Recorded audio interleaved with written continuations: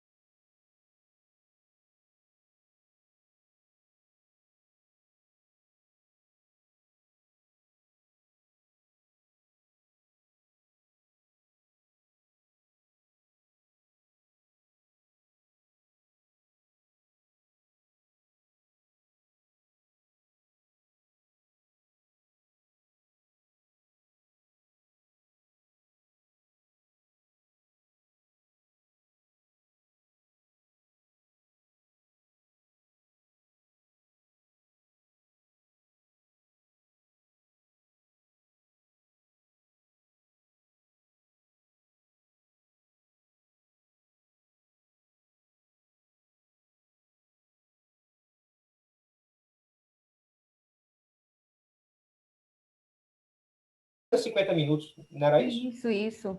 Né? Combinado. Então, eu só vou mostrar isso aqui para uma coisa bem cronometrada, assim, né? Eu vou tentar não acelerar a apresentação, apesar de estar mostrando aqui técnicas de acelerar alguma coisa, né? Vamos lá. Então, o que eu vou entrar agora, e aí eu vou entrar um pouquinho mais em detalhe, é o que a gente chama dos modelos de compressão, tá? É você, na realidade, usar técnicas de compressão para reduzir a quantidade de operações da DNN, tá? Eu vou mostrar três técnicas, né? Que é a técnica de pruning, quantization e pruning followed by quantization. Mas a ideia aqui é usar essas técnicas, mas manter a acurácia, ou seja, é reduzir a quantidade de parâmetros da DNN, mas mantendo a acurácia. Porque se eu começar a reduzir muito a acurácia, aí não tem sentido. Eu tenho uma DNN enxuta, mas também que não serve para, como é que é o nome? Para muita coisa, tá? E aí, dentro dessa linha, né, só para a gente dar uma finalizada, assim, eu vou falar de três sublinhas, assim, né? Que é a quantização, tá? Que é você quantizar os valores dos pesos, tá? Então, 32 bits em ponto flutuante é muita coisa, assim, é um absurdo de bit para nada, tá? E vocês vão ver que a gente consegue trabalhar com 4 bits nos valores e, mesmo assim, manter uma acurácia elevada, tá?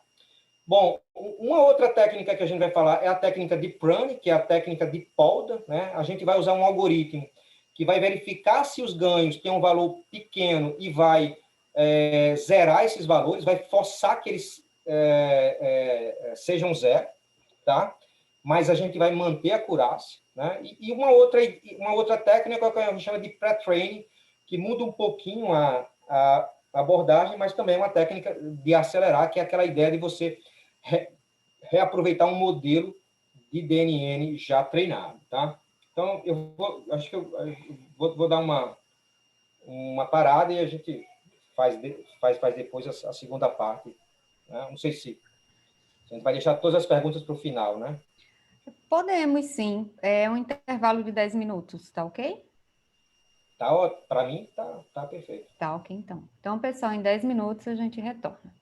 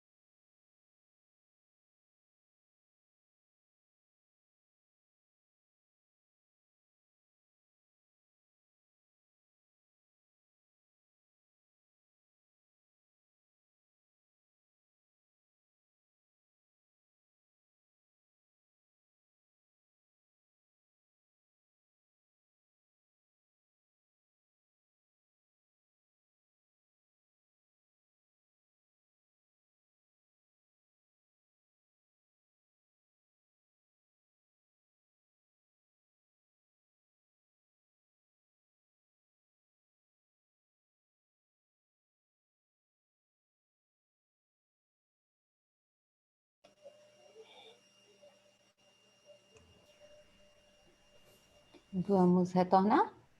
Bora sim. Vamos.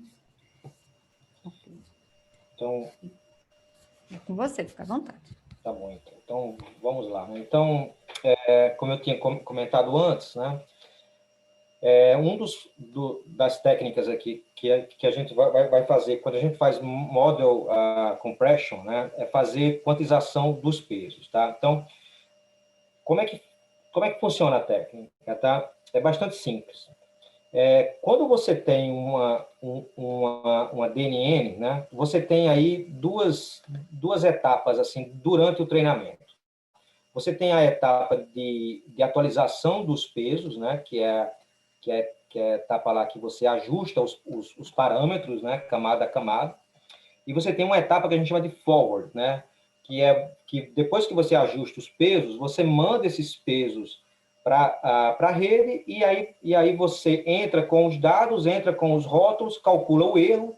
A partir do erro, você calcula o gradiente e aí essa informação volta para o algoritmo lá de treinamento. Tá? Então, o que a gente faz? O algoritmo de treinamento, a gente roda em ponto flutuante, a gente roda sem nenhuma quantização dos bits. Você roda ali em ponto flutuante. É como se eu tivesse duas redes rodando. Uma ali em ponto flutuante, fazendo o treinamento. Porém, na hora que eu vou fazer a etapa de forward, né, que é a etapa para calcular o erro, eu aplico uma técnica de compressão, que nesse caso é a quantização. Então, os pesos vão quantizados para a estrutura da DNN, eu calculo o erro em cima dos pesos quantizados. E esse erro volta para o algoritmo de adaptação. Então, é como se eu estivesse enganando o algoritmo. Né? O algoritmo otimiza ali o erro, mas aí, de repente, ele olha e diz, poxa, mas eu tinha otimizado os parâmetros para dar um erro X, mas eu estou vendo aqui que o erro piorou, então eu vou tentar otimizar novamente. Você força a DNN para encontrar uma solução para aquela quantização. Tá? Basicamente é essa a ideia. Tá? Então é como se eu tivesse duas DNNs rodando aí em paralelo durante o treinamento. E aí, depois do treinamento, eu tenho um modelo de DNN, porém com os pesos quantizados. Tá? Então, aqui é um exemplo que eu vou mostrar para vocês, é um exemplo que a gente tem trabalhado na área de bioinformática para fazer classificação viral. Então, basicamente, a gente tem 3 famílias aqui de vírus em um reino aqui, que é o riboviria, né, que é o reino lá do SARS-CoV-2, lá da COVID, e a gente treina essa estrutura aqui de DNN para classificar esses vírus, mas a gente aplica a quantização, tá? Aqui é a DNN que a gente tem usado, é uma DNN do tipo CNN, né, se não me engano, são 25 camadas que a gente tem utilizado. E aqui o que vocês estão vendo é o histograma dos pesos sem quantização, tá? Trabalhando em ponto flutuante 32 bits. Aqui é a matriz de confusão da classificação. Então, você vê que a acurácia é alta, né? E etc. Ou seja, está funcionando. Aí aqui é o resultado quantizando os pesos para 8 bits, tá? Então, os pesos aqui estão com 8 bits, tá? Bom, como 8 bits você ainda tem uma resolução razoável, né? Você não vê muito aqui diferença nos histogramas, mas percebam que a acurácia não mudou quase nada aqui, tá? E aí a gente faz mais agora. Eu estou fazendo agora com 4 bits. Então, isso aqui é o histograma dos pesos. Você vê que cada peso agora tem só 32 possibilidades de valores, né? E mesmo assim, eu ainda não tive, assim, eu diminuí um pouco a acurácia, mas não tão efetiva. Na realidade, toda a acurácia aqui ficou em torno de 98% e 99%, né? Ou seja, a cada 100 amostras de vírus, eu posso errar 1 ou 2 aqui, né? Bom, mas eu fiz ainda mais aqui, eu usei 3 bits. Né? Eu diminuí um pouco mais a acurácia, mas eu ainda consigo ficar ali na faixa ali dos 98% e 99%. Isso mostra que tem muito das informações ali na DNN são redundantes, e você consegue trabalhar com poucos bits, né? Então, olha só, você saiu de alguma coisa que era um processamento de 32 bits em ponto flutuante para 3 bits em valores inteiros, né? Então, o ganho, você tem um ganho em armazenar, os parâmetros da rede, os pesos, mas também em fazer o processamento, né? Em fazer o processamento. Uma outra técnica que eu vou mostrar aqui é a técnica de pruning. Então, eu faço a mesma coisa, tá? Eu atualizo os pesos da rede em ponto flutuante, mas na hora de mandar os pesos para calcular o erro no modelo, né, para fazer a etapa de forward, eu faço o pruning. O que é o pruning? Eu determino um limiar de cutoff, né, um limiar de corte, e digo o seguinte, olha, todos os valores do peso, a partir desse limiar, vai ser tudo zero. Eu forço a barra para que valores próximos de zero se tornem zero. Essa a ideia. Mas eu engano a DNN, né? Eu faço isso durante o treinamento. Tá? Então, aqui, alguns exemplos aqui do pruning, né? Em algumas camadas, né? Então, nesse caso aqui, eu mantive 32 bits, ok? Eu só fiz o pruning, tá? Então, os pesos estão com 32 bits, mas eles estão com o pruning. Então, você vê que é um corte bem agressivo, né? Então, aqui, todo mundo que estava menor que 0,04 em módulo, a gente forçou tudo para zero. Então, você vê que, mesmo assim, você continua mantendo a acurácia, né? Aqui são os pesos de 2 camadas lá. Aqui eu fiz uma coisa mais agressiva. Na realidade, a técnica que eu estou usando aqui é uma técnica no qual eu calculo o desvio padrão e aplico um valor em cima do desvio padrão, tá? Então, você vê aqui que eu fui bem agressivo no pruning. Eu acabei perdendo aqui um pouco na acurácia aqui de classificação dessa família de vírus, mas eu mantive bem aqui as outras famílias de vírus, né? Então, só que eu fui muito agressivo aqui, né? Na redução aí de valores, tá? E aí, por que não então usar uma coisa seguida da outra, tá? Então, o que eu vou mostrar aqui é agora o que a gente chama de pruning followed by quantization, ou seja, você faz o pruning e depois você quantiza só aqueles pedaços ali. Eu até brinco aqui com os colegas, dizendo que isso aqui parece aqui o cabelo de alguns colegas, ou talvez o meu futuro, né? No caso, você tem o pruning aí no cabelo, né? E aí, o que a gente faz? A gente quantiza só as bordas agora, tá? E aí, isso aqui é um caso para 8 bits, tá? Onde você faz o pruning e depois você faz a quantização, tá? Desculpe, aqui do lado direito, tá? Aqui tá para 8 bits. Aqui também 8 bits mais uma outra camada, tá? Aqui já são 4 bits, tá? Então, aqui com 4 bits, tá? Então, aqui, 4 bits aqui na quantização, tá? Bom, aqui é um resultado que a gente tem de uma publicação que a gente fez aí recentemente, né? Onde a gente está propondo uma outra técnica que é em vez de fazer pruning e quantização, a gente faz quantização e pruning, porque não é a mesma coisa, a gente tem que fazer algumas modificações, né? Mas aqui vocês observam nesse gráfico aqui, tá? Vocês observam o seguinte, tá? Aqui é a quantidade de parâmetros, tá? Em megabits da DNN. Então, com 32 bits, ela tinha alguma coisa em torno de 45 megabits de parâmetros. Quando a gente aplica as técnicas aí de pruning e quantização, a gente consegue reduzir, né? Sair de alguma coisa de 40 mega para ir para alguma coisa perto de 1 mega, porém mantendo a acurácia lá de 99%.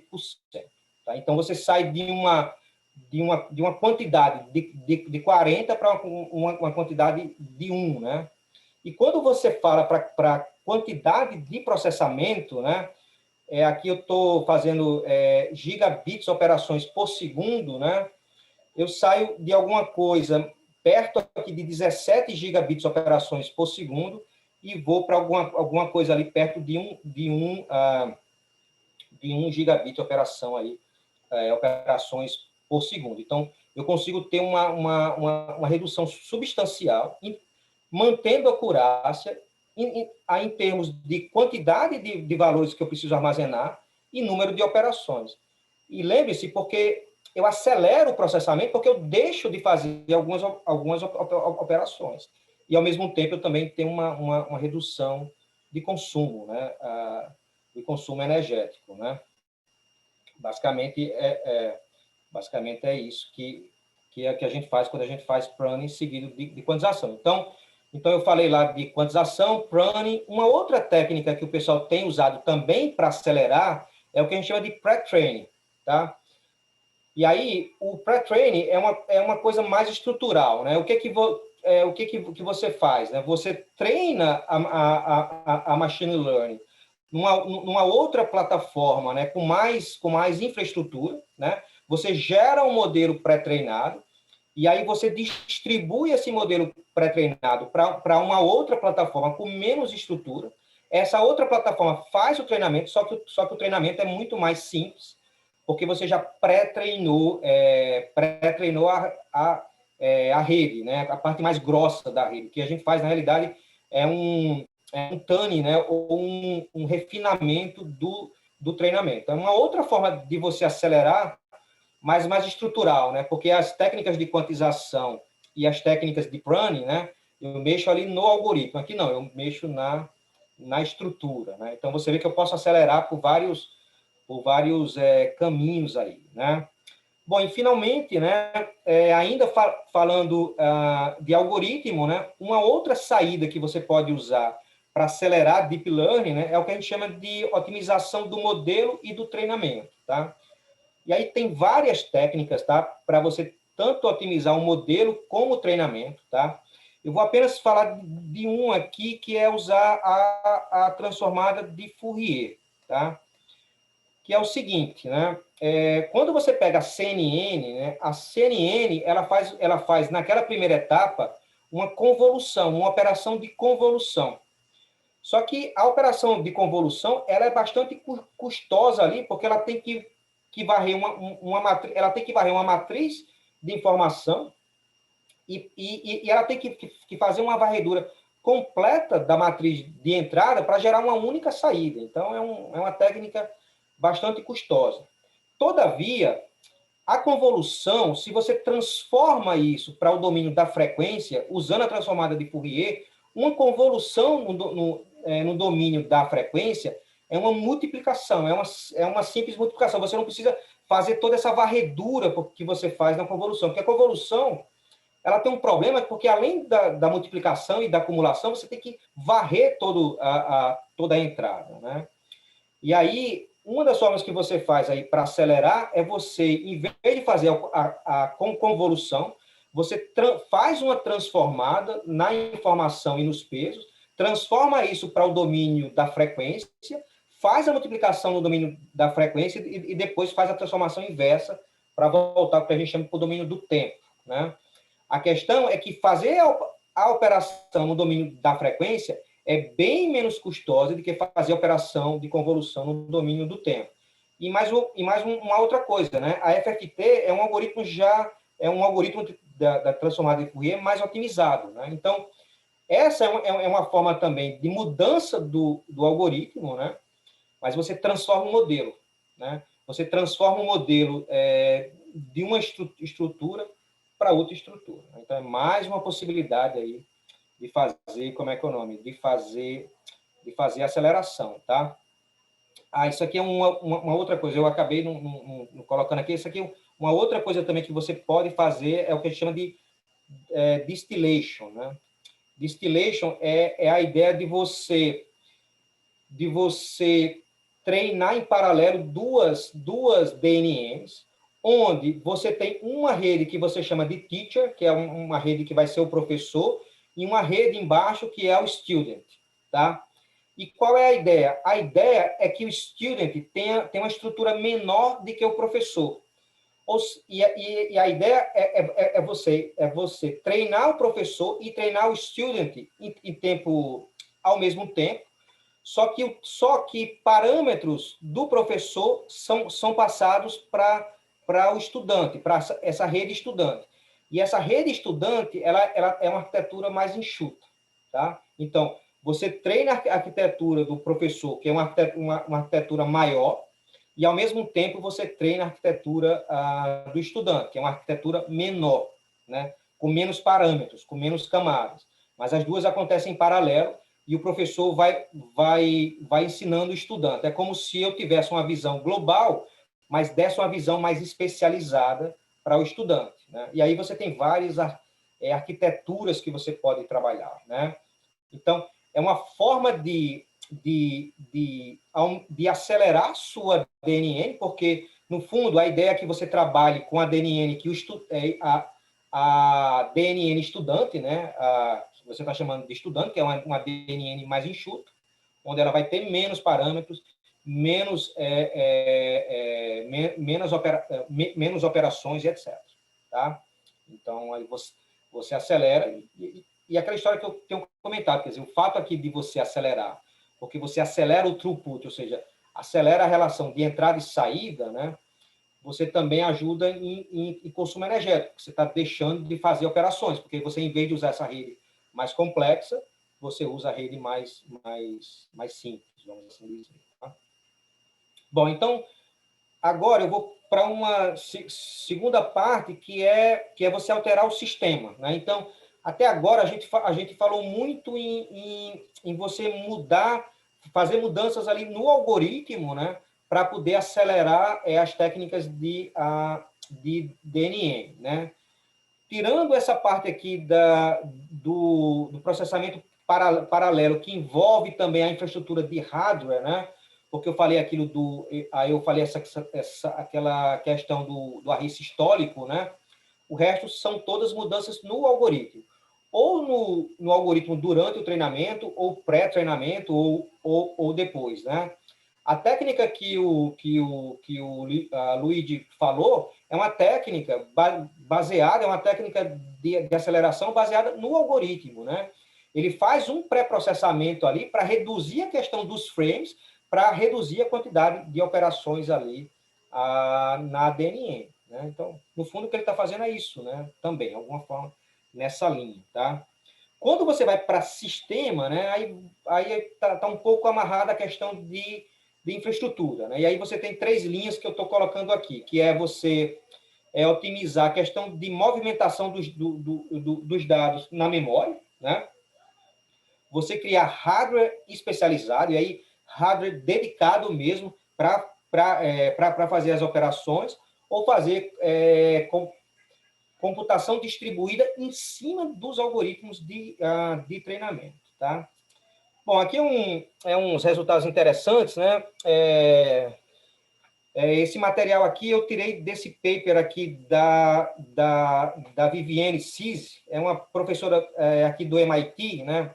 E ela tem trabalhado muito nessa linha de aceleração também de deep learning, né? Mas ela tem trabalhado muito nessa questão também de infraestrutura, né? Enquanto o Kung tem trabalhado muito na questão de algoritmo, ela trabalha muito nessa questão de infraestrutura, né? E, claro, e uma coisa importante, né, que a gente gasta muita energia em movimentação dos dados. Então, as arquiteturas convencionais, né, elas gastam muita energia nessa questão de movimentação dos dados, né? Que o Luigi até falou um pouco disso, né? Então, grande parte do consumo está nessa história de movimentação. Então, a ideia de movimentação desculpa, essa ideia aqui é você tentar criar uma infraestrutura específica para reduzir essa movimentação de dados na memória, que, por sinal, é a primeira proposta lá que o Luigi falou lá, que é aquela questão da memória 3D. Aquilo, no fundo, é uma arquitetura para você justamente diminuir a quantidade de movimentação dos dados. Então, você acelera o processamento e você tem um ganho de consumo porque você evita de fazer essa movimentação de dados, né? Você vê que ele traz o processamento junto lá para aquele componente ali de memória 3D. No fundo é isso, né? Então, no fundo é essa linha, né? Então, você tem usado aí memórias aí não voláteis locais, né? Memórias em 3D, como o Luigi falou, por exemplo, né?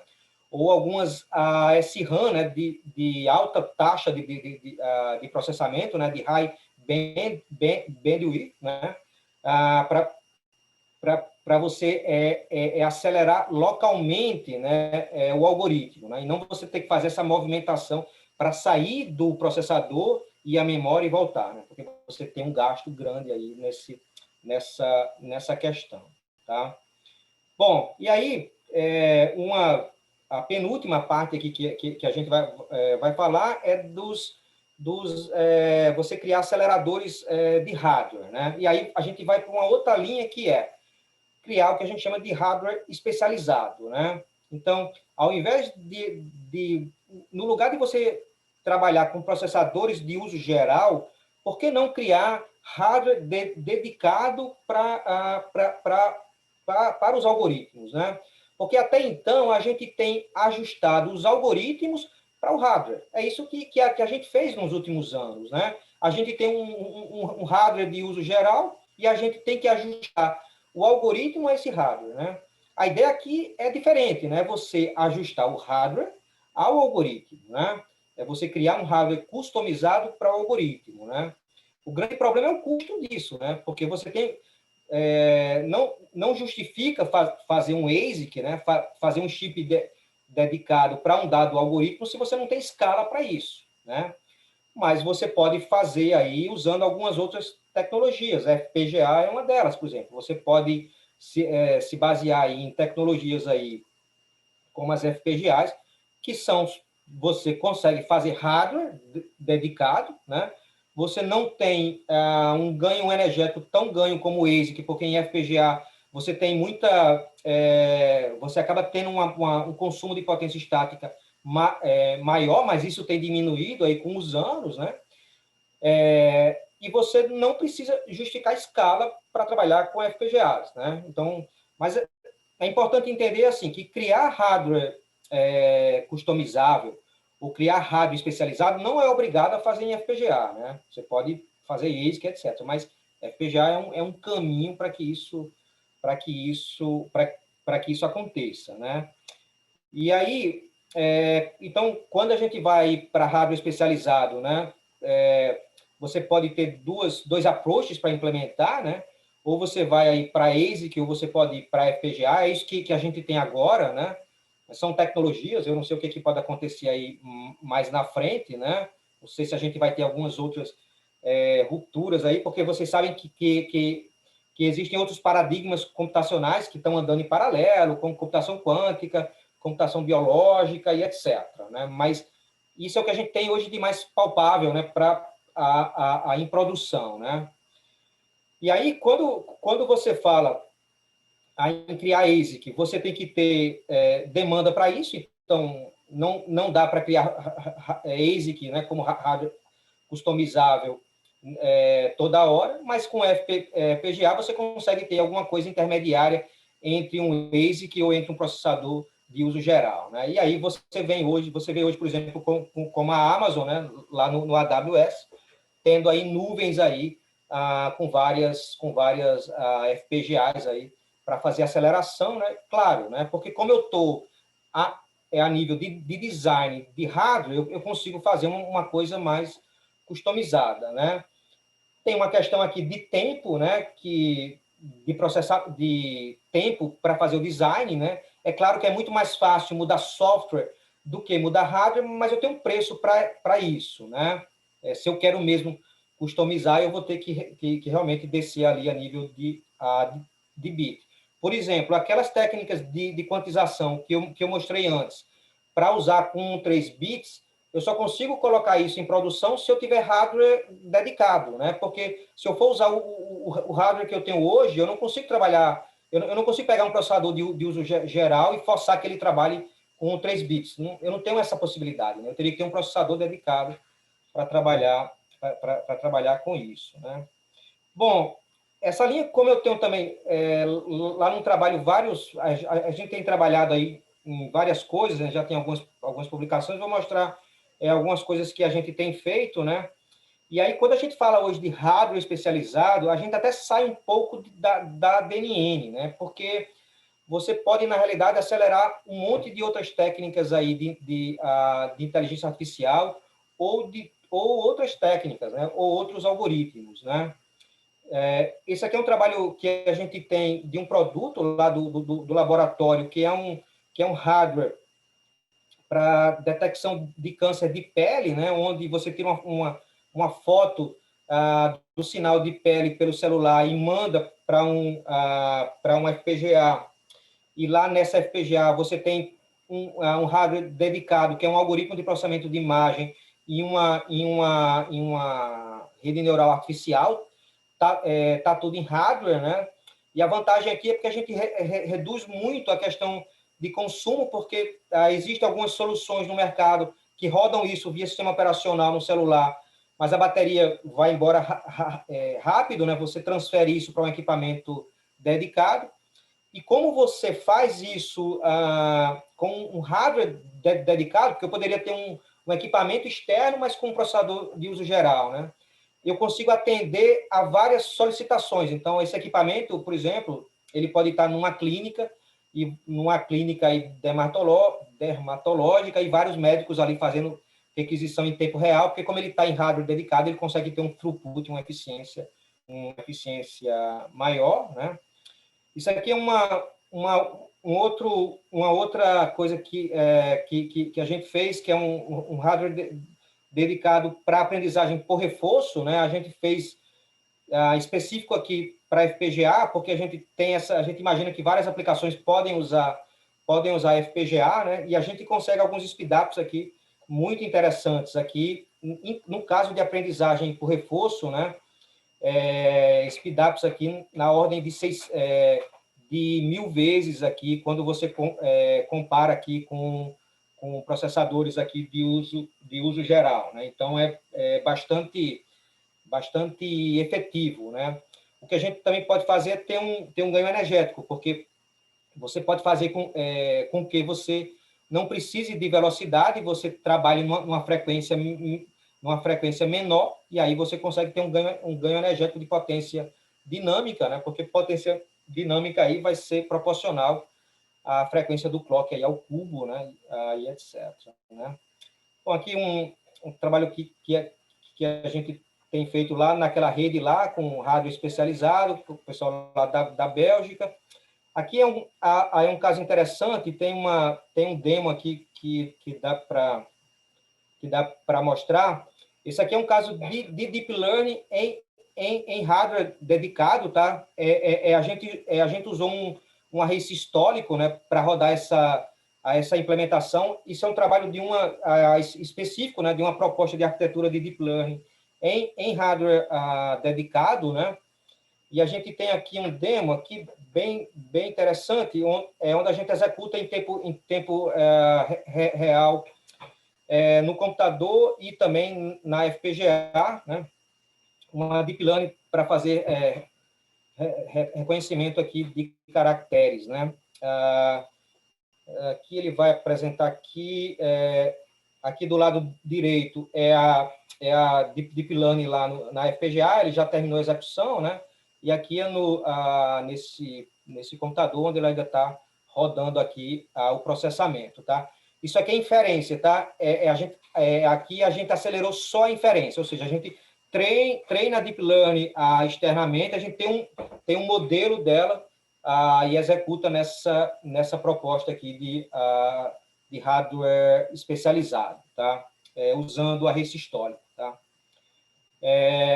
Uma outra técnica que a gente também tem trabalhado é com o Camis. O Camis não é um algoritmo de Deep Learning, mas é um algoritmo de Machine Learning, e é um algoritmo que tem uma utilização muito exaustiva, né? Talvez é um dos algoritmos de Machine Learning mais utilizados, né?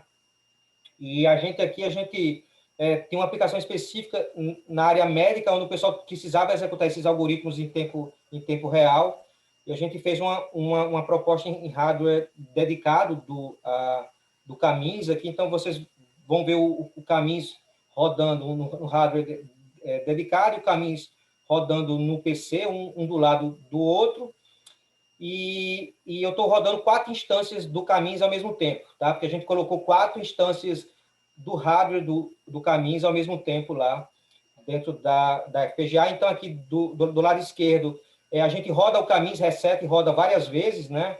Então, ele vai rodando aqui 4 instâncias em paralelo, e aqui do lado direito está rodando ainda ali no computador e etc. Né? E aqui ele acelerado. Então, né, mostrando aqui algumas vantagens aqui, aí você acelerar o hardware, né? É que eu vou expandir um pouquinho, tá? Eu vou ser um pouco abusado e vou mostrar também algumas aplicações que a gente tem usado hardware dedicado, mas não só para acelerar algoritmos de deep learning, mas também algoritmos de inteligência artificial e outros tipos de algoritmos, tá? Isso aqui é um caso específico na área de internet tátil, né? Um dos grandes problemas na área de internet tátil é a latência entre os dispositivos, né? Então, a nossa ideia é usar hardware dedicado para você acelerar os algoritmos nos dispositivos táteis e pegar essa sobra e jogar para a rede, porque quando você trabalha com internet tátil, né, você tem 3 entidades aí, né, que é o dispositivo mestre tátil, né, a rede, e o dispositivo escravo, né? E o problema é a latência. E a latência da rede você não consegue reduzir muito, mas você consegue reduzir a latência dos dispositivos escravo e mesh. Então, você reduz reduz a latência nesses dispositivos, acelerando o processamento, e essa sobra você deixa para a rede. Essa é a ideia. Então, aqui é um exemplo bem impactante. Aqui os meninos estão lá em Natal, movendo uma luva. Quando eles movem a luva, move o robozinho aqui que está à direita, e esse robozinho está lá em Londres, lá no King's College, que é uma universidade lá que a gente tem a parceria com esse projeto. E quando o robozinho toca na minha mão lá em Londres, essa informação tátil volta lá para Natal, né? A gente conseguiu deixar isso viável porque a gente usou hardware especializado, tanto aqui como lá, para executar todos os algoritmos de robótica que estão associados aí, de cinemática inversa, cinemática direta e etc. Né? E etc. Então, a gente tem alguns ganhos aqui interessantes aí quanto a isso. E aí, a gente também tem extrapolado mais um pouquinho, a gente também tem aí acelerado outros algoritmos de inteligência artificial, né? Algoritmos baseados em lógica fuzzy, né? Essa aqui é uma aplicação muito interessante, né? É uma aplicação com um pesquisador lá do Imperial College, lá em Londres, onde ele tem que fazer em tempo real a detecção desses vermes aqui. Esses vermes aqui são o que eles chamam de open worms, são vermes abertos, né? Você não tem código-fonte aberto, aqui você tem verme aberto. Aqui. Esses vermes, você tem todo o mapeamento genético dele, e o que esse professor faz é testar vacinas com alterações genéticas e fica analisando em tempo real o comportamento dos vermes. Então, ele tem essa infraestrutura aqui, ele tem um probe com vários... Ele tem uma infraestrutura com vários probes aqui, e ele tem que analisar o comportamento dos vermes. Ele extrai 40 características do verme para fazer análise. Um dos problemas que ele tem é que ele não consegue fazer isso em tempo real, por exemplo, e ele usa GPUs, mas como ele tem uma alta resolução para fazer isso, ele não consegue fazer em tempo real, e a gente tem ajudado ele pegando os algoritmos que ele tem, criando hardware especializado para os algoritmos, que a gente consegue acelerar os algoritmos e aí consegue viabilizar as aplicações deles em tempo real, né? Aqui outros trabalhos que a gente tem feito, eu estou chegando aqui no final, né, na área também de algoritmos de busca, e aí eu vou para a última parte aqui, que é a parte de computação distribuída, ou seja, você acelerar as técnicas usando computação distribuída, né? Que é o que o pessoal chama de Distributed Training e Federated Learning. Na realidade, são 2 técnicas diferentes, né? O treinamento distribuído é você tentar acelerar o processo distribuindo o valor do gradiente com outras unidades de processamento. Então, você não deixa que a sua plataforma, né, de paralelização, faça a paralelização por você, você que faz o esquema de paralelização, né, você tenta entender como é que o algoritmo de treinamento funciona e você distribui o processo de paralelização.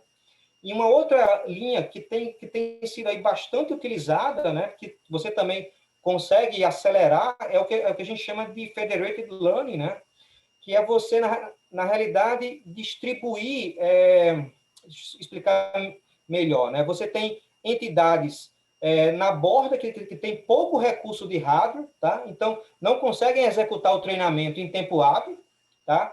E aí, o que você faz? Você compartilha um hub com... você tem uma unidade central que agrega esses treinamentos locais, então você transfere os modelos de treinamento local para essa unidade, essa unidade junta todos esses modelos, retreina todo mundo com base nos modelos locais, e essa unidade ela tem mais infraestrutura, ou tem mais recurso para fazer isso, e aí depois que você faz esse treinamento global, você cria um único modelo de consenso, e esse modelo de consenso você distribui para as entidades que estão na borda, né? O que a gente chama de federated learning, e é uma estratégia de você acelerar, porque quem está na borda tem pouco recurso, né? E aí você consegue melhorar a capacidade de treinamento de quem está na borda, por exemplo, né? E mais ainda, né? Você consegue dar um treinamento mais global, né? Porque você está compartilhando modelos que podem ter dados diferentes, né? Então, aqui há um exemplo interessante de um caso de detecção de câncer de pulmão, onde você tem várias clínicas que tem, cada um tem um grupo de imagens lá, e você tem um treinamento local, e depois você compartilha isso para fazer um treinamento global, tá? É interessante porque você não precisa transferir os dados dos pacientes, né? O que você transfere é um modelo de deep learning, né? E aqui é um caso que eu tenho trabalhado aqui com um grupo aqui em Harvard, mais um hospital lá em Taiwan, que é na parte de dados genômicos, né? Onde a gente, você tem clínicas com baixo recurso, né? Mas tem dados aí, por exemplo, de PCR, aí no caso do Covid-19, e aí essas clínicas só fazem a inferência, elas não fazem treinamento, elas só fazem a inferência, mas aí tem uma entidade aí no meio que consegue fazer o treinamento, e aí distribui depois esses modelos aí para essas entidades que estão na borda, né? Que é aquela ideia de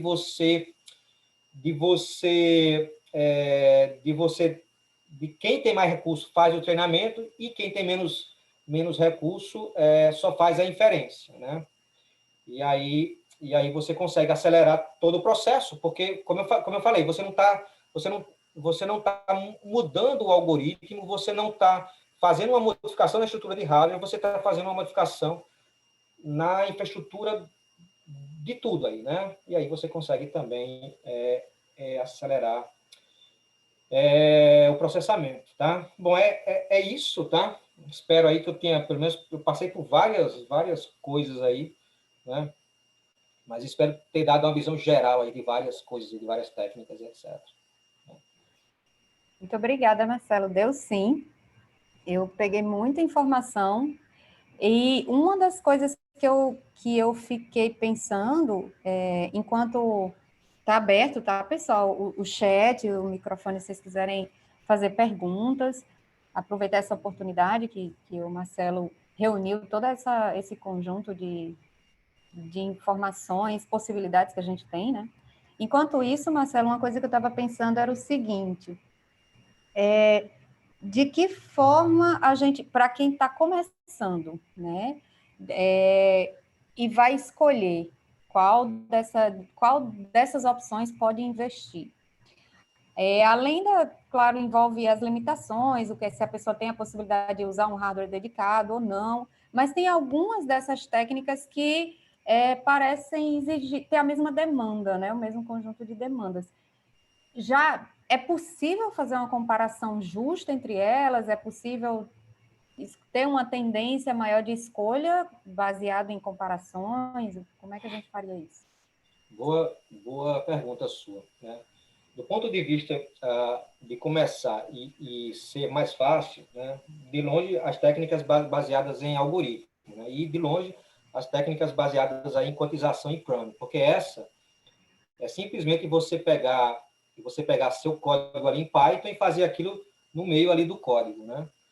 E fazer quantização, por exemplo, com 8 bits é uma coisa bastante interessante, porque as GPUs hoje, você consegue trabalhar com 8 bits. Então, você consegue fazer com que a GPU faça o processamento todo em 8 bits, né? Isso não é uma grande modificação. Então, você já pode ter um grande ganho em acelerar, né, seu Deep Learning, fazendo com GPU, fazendo quantização, usando aquela técnica que é capturar a informação ali no meio, fazer a quantização, né, e depois jogar, né?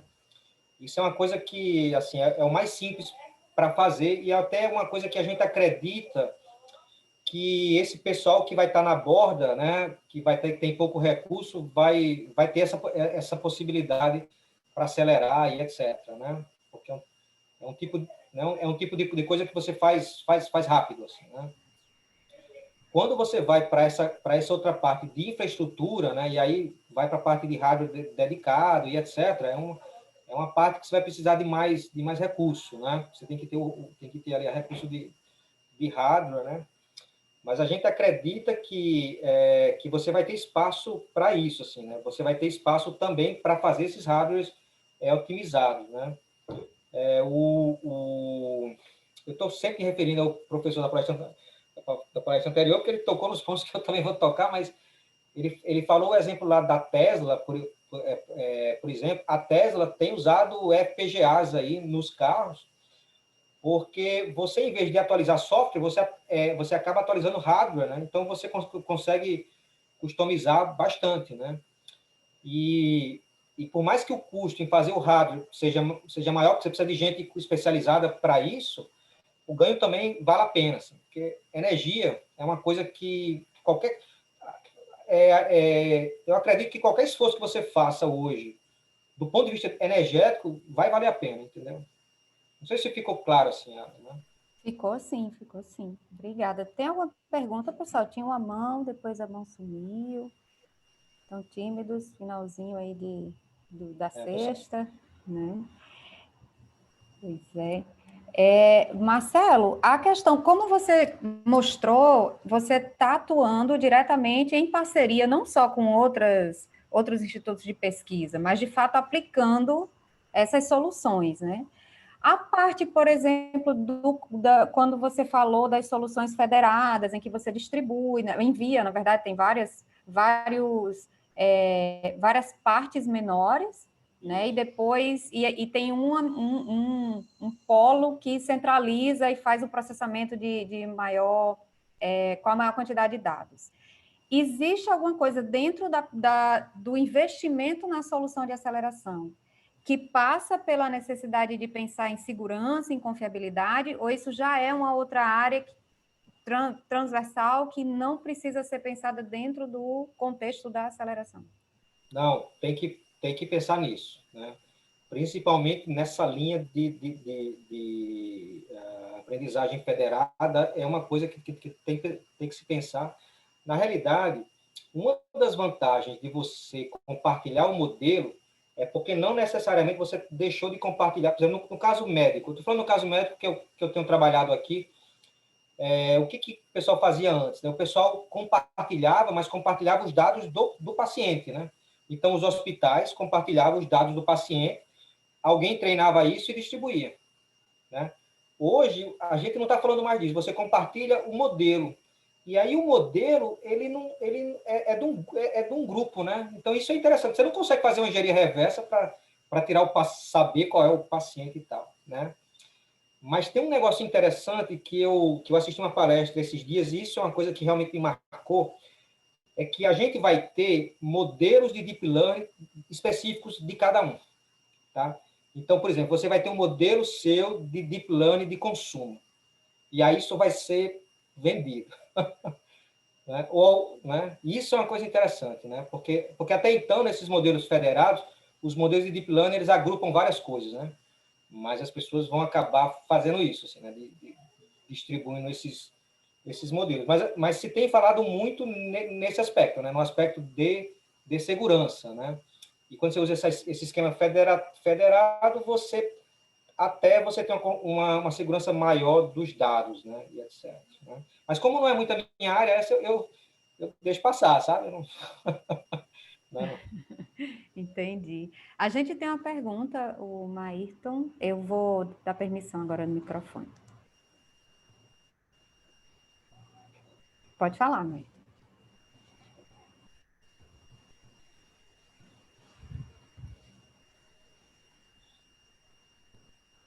Está nos ouvindo? A gente não está te ouvindo.